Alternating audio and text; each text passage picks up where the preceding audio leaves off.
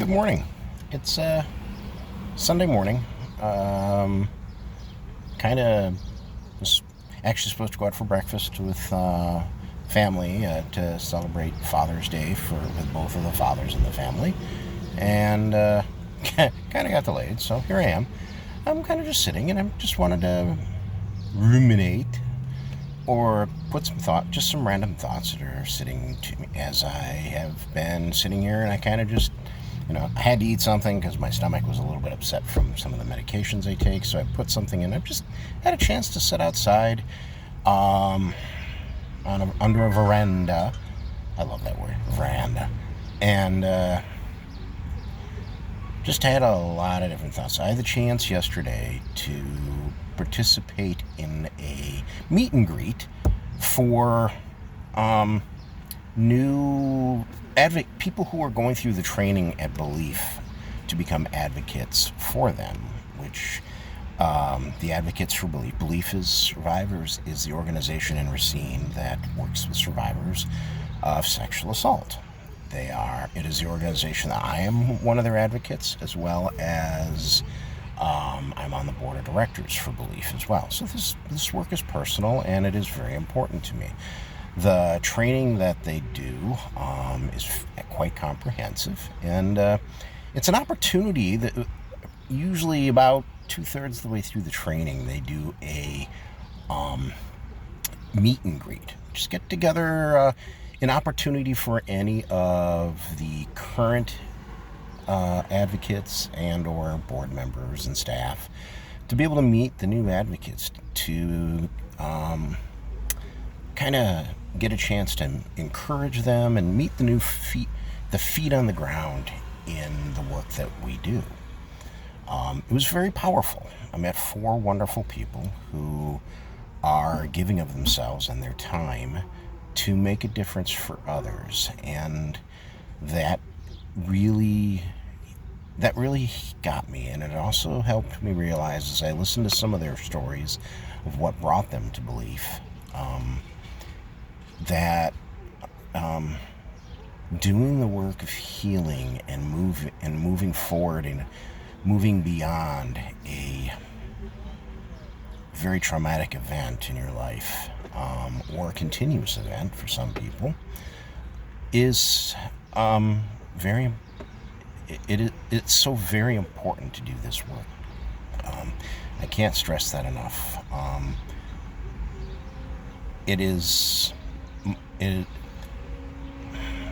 I was reminded of something that I say to a lot of the survivors that I meet when I go into the hospital, and it is that I'm so sorry that you now have to, if you wish to become whole again, that you have to do the work of healing because of someone else's actions towards you. And it kind of just left me sitting.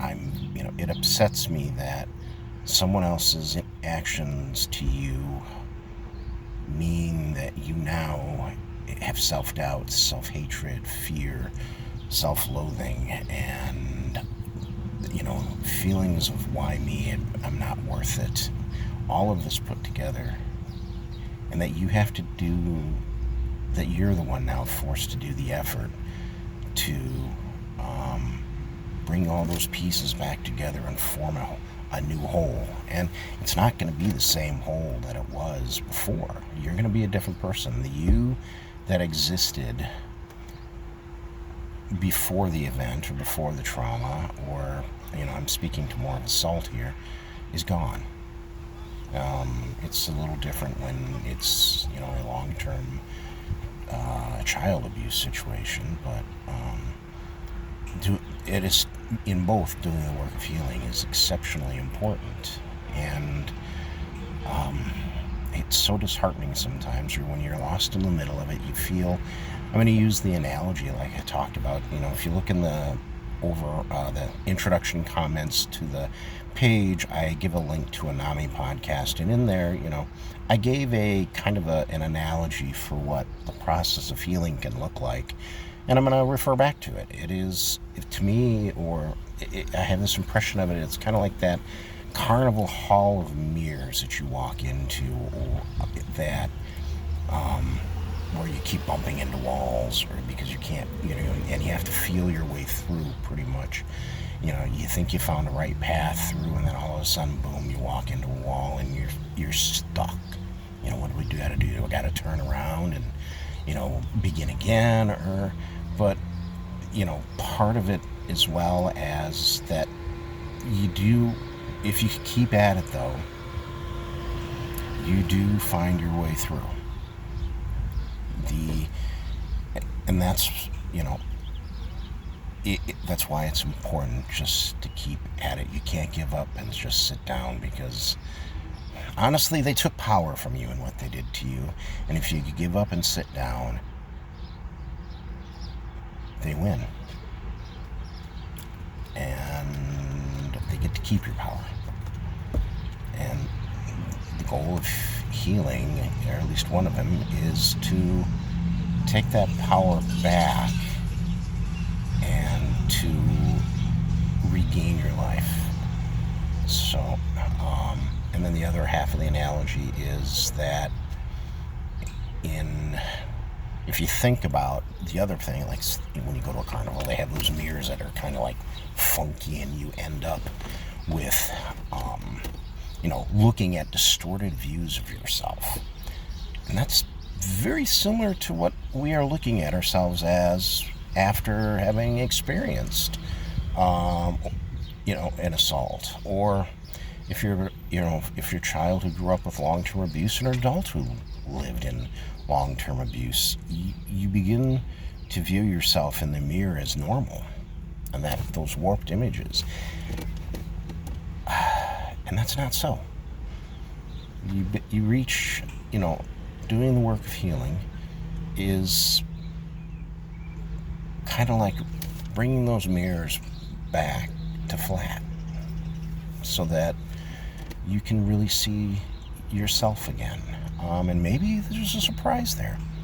Maybe there's something more in you, and a power you found for yourself you didn't know existed. I mean, I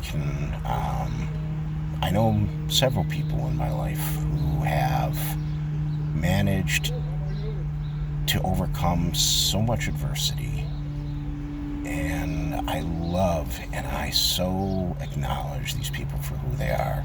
I mean, one of the volunteers I met last night or yesterday was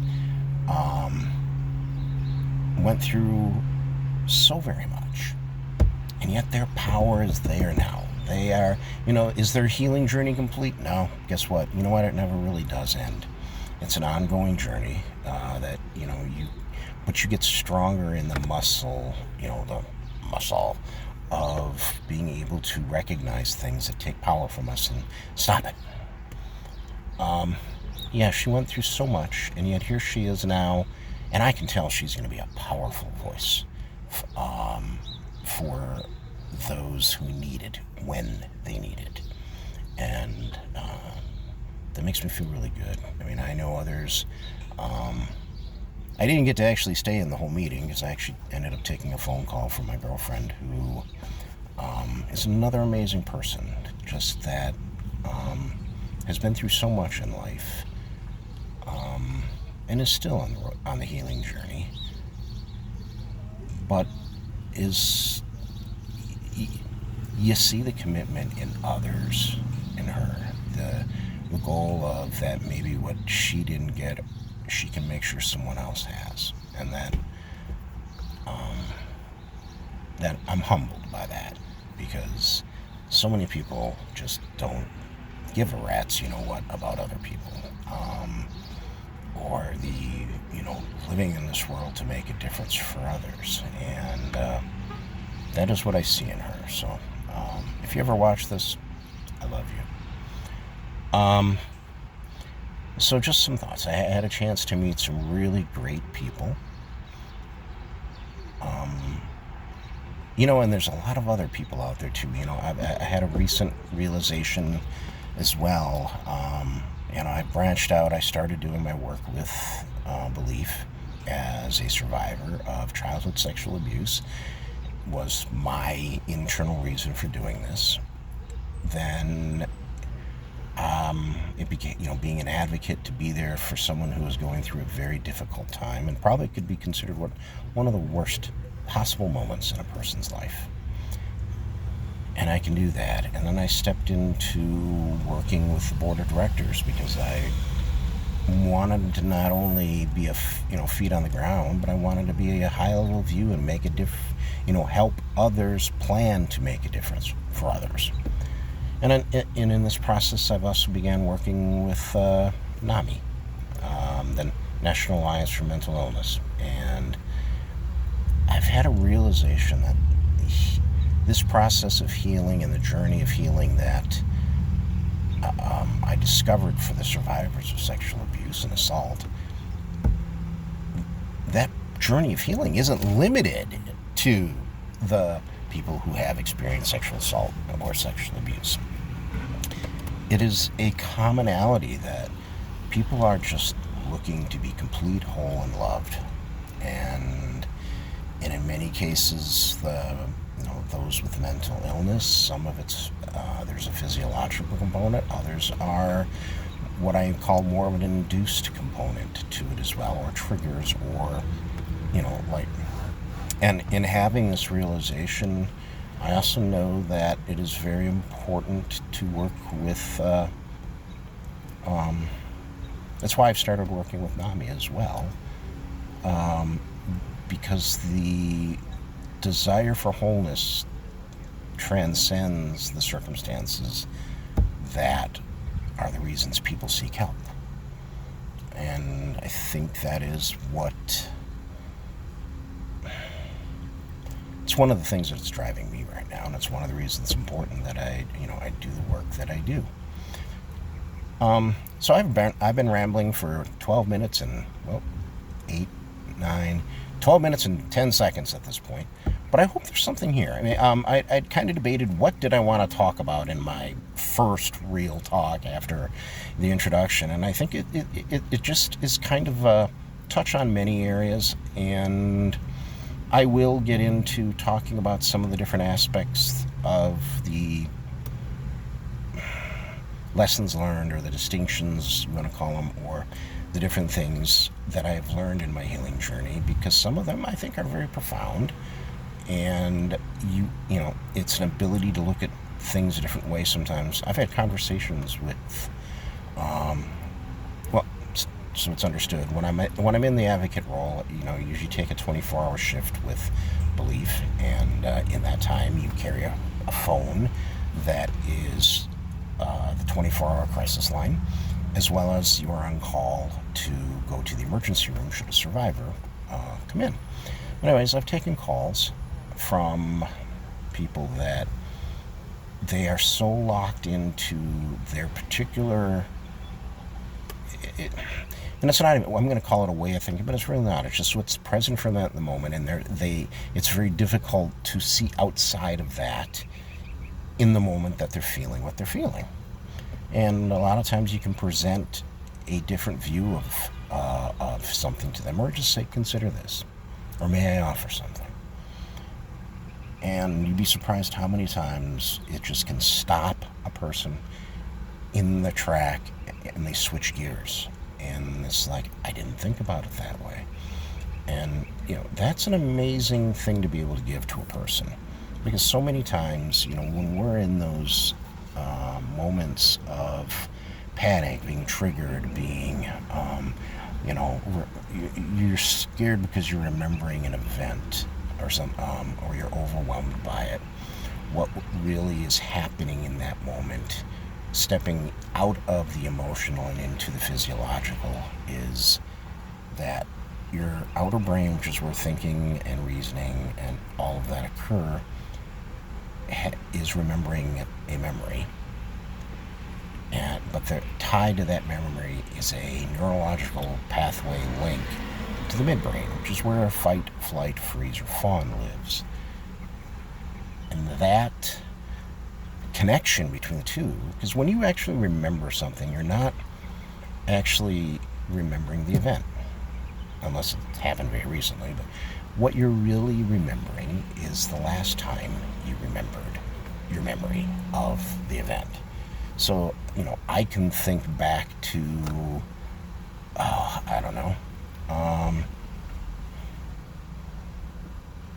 I can think back to the time I held my daughter for the first time in my arms when she was born.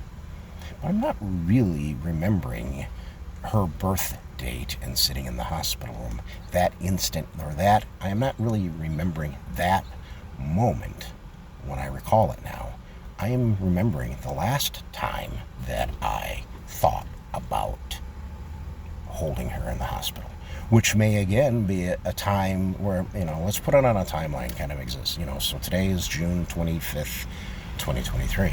Well, let's say I thought about it, on her birthday of this year. So on her birthday, 2023, I thought about holding her, because 11:31 at night, I'm holding this newborn child.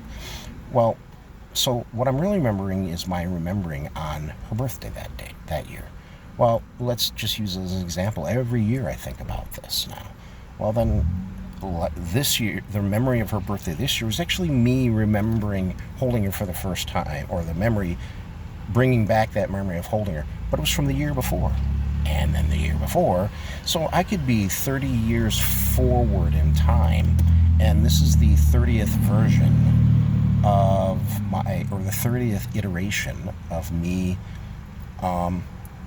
remembering the memory. And that's key to something here, because and each time we remember it, it's like resetting the clock, and that is, in a sense, kind of like locking that memory into its current state in your, kind of like thinking of a programmer, you've locked a state, and that's what it is. Well, when we have something that's traumatic that happens to us, and it's associated with fear, fight, flight, freeze, or fawn, that is the initial state of that memory, and it's tied not to, to what we program and process here in the outer brain to when we remember it, but it's got that connection to the midbrain associated with it, which is it reaches into your midbrain and says, there was fear here. And that's one of the beauty things, like with some of the therapies, or when I talk about being able to give voice to something,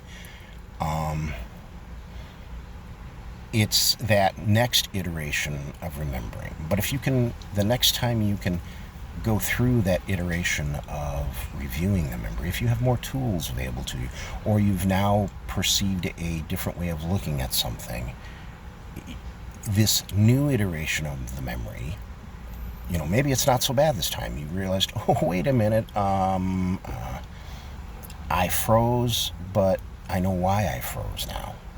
Okay, because maybe you didn't recognize fight, flight, freeze, or fawn, but and you froze in this moment, and harm was done to you, but what you really did was survive. So, but this next iteration, you now have a tool available to you, and you think, oh yeah, now I understand why I froze. All right, I did survive. Well, that's a different iteration and a different freezing of the connection between the outer and the brain and the midbrain. That is now a slightly different, it's a different set of connections that exist in your brain about that event. And then you come back and you revisit it again, and maybe you learn more tools, or even if it's just the same tools. But now, when you revisit this iteration that is now saved as the kind of like the master version of the memory, it has less impact on you, or less fear associated with it, because I understand. And then when you think about it, the next time, you can actually, that connection to the fear side is broken a little more, and now it's more just a reasoning and understanding. With time and being able to revisit the memory on a regular basis with new tools and new distinctions available to you, you do the reprogramming. I talk about an exercise, if you listen in the podcasts that I did with Candace, I talk about I think they actually forget the exact name of it, but it was an exercise where you wrote down something you needed to say, or that was bad. And I didn't end up using that, but when I did the exercise at Landmark, but I spoke to the abuse and not only the sexual abuse that occurred, but the abuse of my mother and how trying to hide it or keep, make me suppress it. In that discussion, it was like I told the story of what happened, and boy, was it hard. And then they said, well, let's do it again. And so I told the story a second time in this setting, and it was still hard, but it was easier to speak to everything. And I finished, and then the moderator said, hey, do it again. And I was able to tell the story a third time. And in the process of doing this, I discovered that each telling was just a little bit easier. I told it in a safe space. I told it in a way that yes, there was still the panic, the upset and everything, but it was less because I was safe. I was in a place that I was not going to be harmed as I recalled this. And it did that reprogramming. And it's that same thing, which is why I now can talk, because I've done it as part of my process of healing. I've done this telling of the story, the revisiting of it with new tools, new understandings. I've done it enough now that that link from in the thinking brain to the midbrain and the association with the fear it's no longer there. So it has no power over me anymore. So I'll talk more on this soon. I need to go get to the breakfast that I was talking about at the beginning. Thank you for listening. I hope there's value, and I know I ramble. If you can see through that, I hope you find something for yourself. I will do another session hopefully within a week, and I'll put something out there. If you like what I say, I guess press the like button or subscribe if you think that what I have to say has value to you. And again, I'm going to say if you're here, it's probably for a reason, and I am so sorry for you that you need to be doing the work of healing because of the actions of someone else. But you're not alone, and you can reach out if need be. I'll answer texts or whatever, comments and stuff as they occur. It is my hope that you find healing, and I hope that you find empowerment, and that you find the life that you want, and you get to create that life. So, thank you for listening, and I will see you soon.